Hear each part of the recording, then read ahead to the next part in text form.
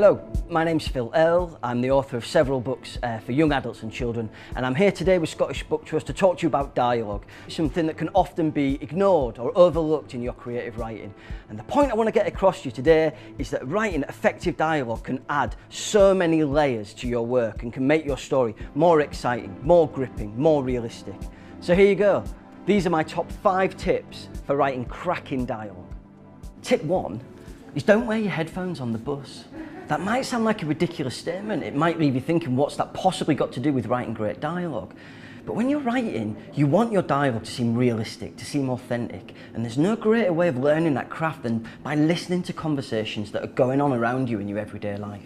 So the next time you're on the bus, the next time you're in a cafe, the next time you're walking down the street, try and tune in to the different ways that people speak. Some people speak in short staccato sentences. Some people speak in sentences so long it seems like they don't draw breath for 2 minutes. Listen to the way people around you talk and allow that to influence the sort of dialogue you write yourself. Tip number 2 is to watch as much great TV as you can.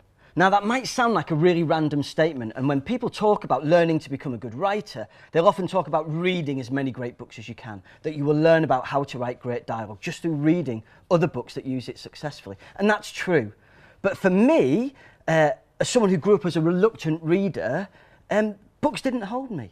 And as a result, I didn't learn about dialogue through reading them. The way I learned about dialogue was from watching great films, from watching good TV, from immersing myself in theatre. When you go to the theatre, when you watch a film, when you watch TV, what you're seeing time and again is actors telling you a story really just through one medium, just from using dialogue, by characters talking to each other.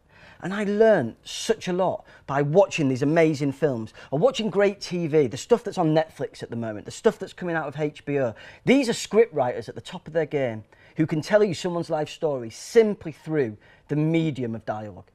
So surround yourself with much of it as you can, because that will improve your dialogue no end. Tip number 3 is to act it out. Now it's really important that at whatever stage of your writing process you're at, whether first draft, second draft, third draft, copy edit, wherever you are in terms of writing a story, is I would really encourage you to read your work out aloud. Now that might sound a little bit daft, but remember, if you're writing, generally it's you on your own with a laptop or a pen and a piece of paper. Nobody can see you, nobody can hear you.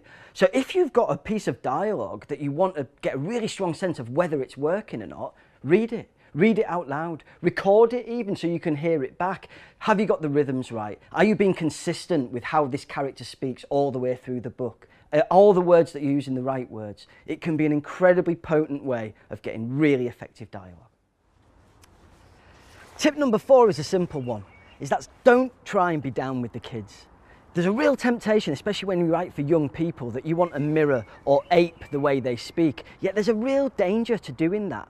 Sometimes slang or dialects can be really sort of time sensitive, and the way people speak now won't be the same way they'll speak in 2 months or 3 months or 4 months. So try and be natural, be really true to your characters, yet don't necessarily try and ape slang. And finally, tip 5, which is a simple one, but it's show, don't tell.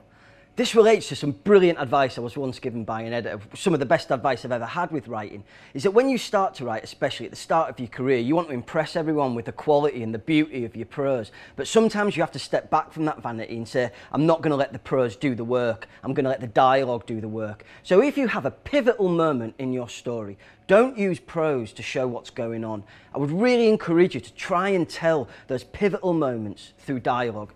There are loads of examples. There are examples in every single book that you could read. When I was writing Heroic, this is a book about brotherhood. It's about 2 brothers. And I knew that in every scene, every pivotal scene between those 2 brothers, I wanted to tell it time and again through dialogue. So in the end, it happens exactly in that way, on the top of a 30-story tower block, and it's dark, and there's a helicopter zooming overhead. And of course, through the prose, I'm describing those factors, but the rest of the scene is told almost entirely through dialogue, because it is so much more effective to see that scene develop through 2 people speaking to each other, rather than just through my flowery prose.